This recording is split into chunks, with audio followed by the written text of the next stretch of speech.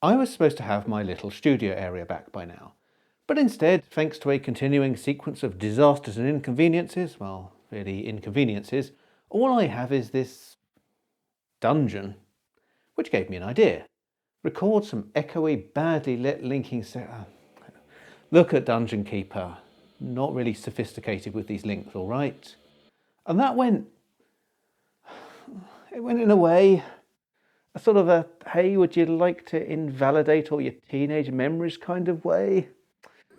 Look, let's just set the context. And I, as someone who is trying to engineer some sort of video retention without screaming my head off every 15 seconds to keep you engaged, well, I'll get to that. Keeper is the last properly bullfrog game. It was in development before the company was purchased by Electronic Arts. It's the last title teller of tall tales Peter Molyneux worked on, being exiled to his house for the last part of development, in case he came to the office and poached employees to form a new studio. How well did that work out for Electronic Arts? Oh, right. Here's a tip, bosses of companies and that. This works better when the employer you're exiling to their house doesn't have a house large enough that several people can both live in and work from it. Which is what happened. Molyneux communal housing arrangements aside, it's interesting, well, interesting to me, to see the flow of thinking through the Bullfrog titles into Lionhead. Bullfrog like to subvert ideas, such as you generally don't use a skateboard to get around in a professional office environment. They made games where you manage theme parks and hospitals instead of sensible things like transport networks and cities. You flew a magic carpet rather than a highly armed prototype spacecraft, as was the style at the time. For Dungeon Keeper, they took the classic dungeon crawler and off the back of one serendipitous conversation asked, what if you built the dungeon rather than exploring it? Naturally, the focus of the game would turn from adventuring to management, building the rooms and making sure the monsters were in the correct place. And as with Theme Hospital, it's a parody of the genre as much as it is a serious management game. Everything here is over the top. The creature designs include bile demons who fight by farting, and one short-tempered but effective monster which is apparently based on a developer's ex-girlfriend, and no, it's not the dark mistress who enjoys being tortured. You even slap your creatures to make them work faster at the cost of annoying them and reducing their health. It's a gleefully over-the-top piece of game design, which really sets the scene for you being, well, evil. And naturally, the Dark Mistress gets happier when punished. That's the thing we're going for here. Oh, and to really let you know you're in for a silly, weird, and definitely over-the-top experience, the before and after descriptions of each level are narrated by Daddy Pig. Blissfully unaware of the damage protracted war can wreak on their idyllic cluster of homesteads, the villagers of Tickle are pure of heart and unblemished of face and neck. You can see the genesis for some of those ideas for Black and White here. How being cartoonishly evil went from being the theme of the game to a player choice, feeding your creature poo and all. Molyneux wanted to have the same zero-interface gesture-controlled game UI here, and was disappointed by how many buttons the final game had. I am glad, as someone who played that gesture control system on a low-spec computer with an ancient ball mouse. Keeper, on the other hand, is fine on a low-spec PC, and I know because I played it on a low-spec PC. And I may as well just slap that as a banner over every game I played back in the day. I had so little hope of using the game's high-resolution mode that when I started playing it for this video, I'd forgotten completely that you could press Alt-R and play the first few levels in good old low-resolution VGA, the way I did on my 486, at much the same clock speed. Which is perhaps a good thing, as Keeper does have the classic Bullfrog slight jankiness as CPU speeds rise. It's not as bad as Theme Park. There is at least a frame rate limiter in the main game, but stats whiz by in seconds once that frame rate rises, and there's a weird situation where opening a menu causes things to run at super speed for a few seconds before settling back down to a more regular clock rate. This is to some extent a modern problem, running the game in DOSBox with what amounts to an infinitely fast graphics card. In the day, you ought to be limited by how much data could be pushed over the bus to slow graphics memory, meaning a fast CPU just meant an exceptionally stable frame rate, at least until the days of AGP. I could tweak this, or I could find a special build of DOSBox, or emulate the hardware more accurately with PCM or 86box, or Maybe even finish this dungeon of a room and have a place to put some actual period correct hardware. Or I could just take advantage that Dungeon Keeper is another of those 90s games to benefit from an open source re-implementation. KeeperFX hit version 1.0 in November 2023, making this almost a topical video by my standards, the point at which it did not need to use any code from the original game executable. A smarter person might have researched this before getting a decent chunk of the way through the campaign in their original DOS version. A smarter person, therefore, would not have had to replay the first 9 levels in KeeperFX, and that smarter person would not start playing level 7 Wishvale and sit there going, wait, what? Why is Blue mined out all the gold? This didn't happen in the DOS version. What that smarter person definitely wouldn't have done is gotten absolutely steamrollered by the AI multiple times in the next level, Tickle. Possibly because if they were smarter, they might actually be good at Dungeon Keeper. I say possibly. They might be smart enough to have better things to do with their life entirely. Meanwhile, down here in Dumbsville, I took a look to see what was going on. I know I'm getting so far off-piste here that I'm at risk of having a security guard come up and go, "Sir, you can't ski in here. This is a Wendy's." But open source recreations have to pick a stance on difficulty. And this may be attempting to perfectly replicate the balance of the original, as is the case with OpenRC2 which in recent versions even changes the available ride options when you load a Roller Coaster Tycoon 1 scenario to make sure you are indeed partying, like it's 1999.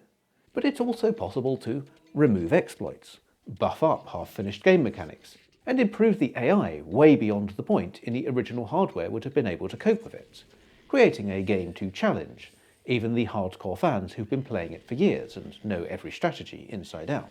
So I checked, and the KeeperFX team are adamant that no, they have not made Dungeon Keeper any more difficult. The enemy AI is more effective, but where this would increase the difficulty of a level, they claim to have slowed it down to keep the original game balance. After a bit more checking, I discovered a message saying, yeah, okay, alright, maybe we didn't slow it down quite enough on Tickle, and we've put a bit of a difficulty wall there. It'll be better in 1.1. So, I downloaded an alpha version with these changes, and I promptly got steamrollered again, and again. And eventually I rushed to get a dungeon up and running, trained my bile demons more effectively, captured the barbarian that's up for grabs, and this time, just about, straight to victory. It wasn't pretty, but it worked. This still felt a lot like more difficult to me. In every one of these games, Blue had made their way across to the big gold patch with gems in it and was busy exploiting it, whereas in DOS I had that whole area to myself, no matter how late I arrived at it. And I did not want to create a video where I malign anyone who has spent years working on an open source project and almost certainly knows the game far better than I do, with some sort of ill-informed, "they changed it, now it sucks" video. So I went looking for more information. Apparently, early versions of the game suffer from a bug, where the enemy keepers become completely passive and fail to do anything other than sit there and wait for the player to attack. Early versions like, you guessed this, mine. There is a patch. I would never have downloaded this because, internet. Sub 10% adoption rate in the UK at the time. Didn't get it until much later, That's not the problem. This is the problem. Are all of my memories of Dungeon Keeper a lie? All the things I was going to say about game balance, about feel, are they all based on my buggy original CD copy, which mere weeks after release Bullfrog went, "Oh, oops, shouldn't have been like that." So anyway, I downloaded the patch, installed it, and once again set off to play the first 8 levels of Dungeon Keeper. At least I know to press Alt-R this time. Level 7's AI does indeed start mining that gold, and once I get to Tickle, I am steamrollered by the AI. Don't mind me. I'm just going to go off into a corner, I'm already in a corner. I'm going to weep, right? Everything I thought about Dungeon Keeper, everything I thought I knew is false. My memories of it, they're based on a lie. I've nothing useful to say about it. Well, except I have played through these first few levels more times in 4 different times of the game by this point, and I bloody love it. What surprises me is how modern it feels. I know you're going to be like, have you lost the plot? Modern. This game, with its wobbly software rendered 3D, that not 10 minutes ago you were playing at 320 by 200 because you're too dumb to look up a list of keyboard shortcuts. But that's sort of the point. It's 3D, it's fully zoomable, it's panable, it's rotatable, and you interact with the game world by clicking directly on it. You can even live the dream of anyone who played management games back then and see your creation first person by possessing one of your creatures, with appropriate effects if they have non-human vision. The need to access the spell shortcuts, lack of WASD as a standard control scheme, and mouse look being so unfamiliar at the time, even John Romero thought it was too advanced to be the default in Quake, meant that I only possessed creatures in the 90s when I had a friend round. It's clearly a two-player game, one person to steer and one person to aim and fire. That was a lot of years ago. This was new at the time. And that's the thing. When I think about 90s management games, I think about crisp 2D artwork. I think about rows and rows of buttons which open submenus, which open dialogues, which open yet more dialogues. I think about having to carry out regular game actions in full-screen skeuomorphic pages which take several seconds to go through every time. And I expect to find at least one common and necessary game action which can only be carried out by a keyboard shortcut, which you won't know unless you've read the manual cover to cover. This feels like it's designed for the era where you download a game from your online store of choice and dive right in, without reading a single thing, not even the license agreement. Just check that, it'll be fine. The first few levels being tutorials, which gradually introduce you to what rooms and creatures are available and what they do, helps this feeling. Again, 90s game. I expect to be dumped right into the full thing with no in-game explanation or apology. My only defense against total confusion being a follow-along tutorial in some sort of paper manual. And most of all, it's the way Dungeon Keeper's balanced. There's none of that spending 20 hours on a save game you doomed 19 hours ago by taking a stupid decision because you didn't know how the game worked yet. Levels are quick, and for some of them the most effective strategy is a rush to train certain units and claim certain things. My new nemesis, Tickle, can be turned into a pushover with some quick digging, uncovering 2 hellhounds and then dashing for the enemy dungeon heart through deft use of the possession skill, before they've had a chance to get anything more menacing than a couple of flies up and running. The game pushes this at you. You will run out of gold quickly, and if you're not expansive enough in claiming more, the computer controls keepers will run it out for you. Well, not in my original version because, completely passive AI bug, but that was the intention. Gold seams and the rarer infinite gem seams also tend to involve opening up caverns of water or lava, making it difficult to secure your dungeon and follow a turtling strategy. Now, it is still possible on some levels to wall off an area, build a workshop and survive by selling doors and traps until you've trained your creatures beyond what the enemy keeper can afford. But that doesn't work if they can access gems, and in the Deeper Dungeons expansion, the AI also gained the ability to place and sell traps and doors, so you'd need to out-economy them and train a bunch of strong creatures alongside. While you have to move quickly to win a level, the game does let you explore it afterwards, and you're often rewarded for doing so too, with transfer creature specials which let you take a high-level creature into the next level, often allowing you to rush a level you're finding impossible to beat any other way. Also, if you experiment for long enough, you'll eventually find this lovely Easter egg, which can pop up when you finish with the Lord of the Land in one of your prisons.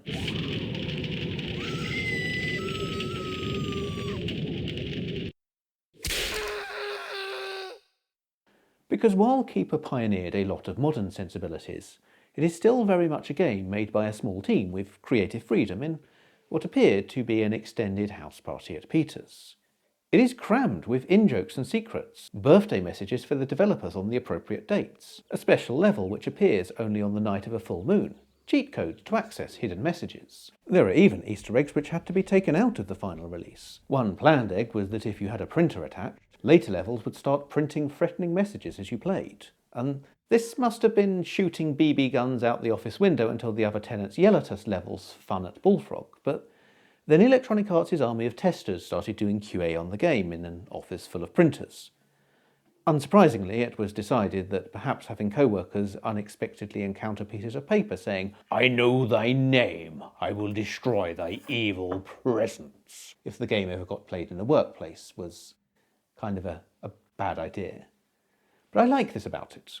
Even when you're not sacrificing chickens to see what happens, the sense of a small group of people having a tremendous amount of fun comes across throughout the game. Molyneux realised that EA would smother Bullfrog with well-meaning intentions, that in moving them to a pleasant office with rules about skateboarding in the hallway and giving them proper structure and management, they would take away the magic that made the games work, that sort of small room above a shop in Guildford feeling. So he wanted this to be a last swan song for the old Bullfrog, the perfect Bullfrog game. And after a drunken incident where he drafted a resignation email and friend Tim Rance sent it to EA's CEO, he knew that he was out the door whatever happened, having to fight to stop EA cancelling Dungeon Keeper outright there and then. But of course this is Molyneux, and how tall those tales are I don't know. But to me, Keeper succeeds at being that last great Bullfrog game. It does what all the great Bullfrog games do, feeling like an obvious step between what came before and what would come after. And it sits perfectly in that middle ground where it's got the charm and handcrafted feel of old games, but not the frustration of clunky control mechanisms and laggy graphics. The only thing I missed while playing was mouse-wheel zoom controls, and KeeperFX adds them. Which is why I mentioned Black and White. Not just to round off this story with where the ideas and drunken resignation email eventually went, but because it doesn't feel like that. It feels like a step into a future that never was, with its odd controls and action at a distance gameplay.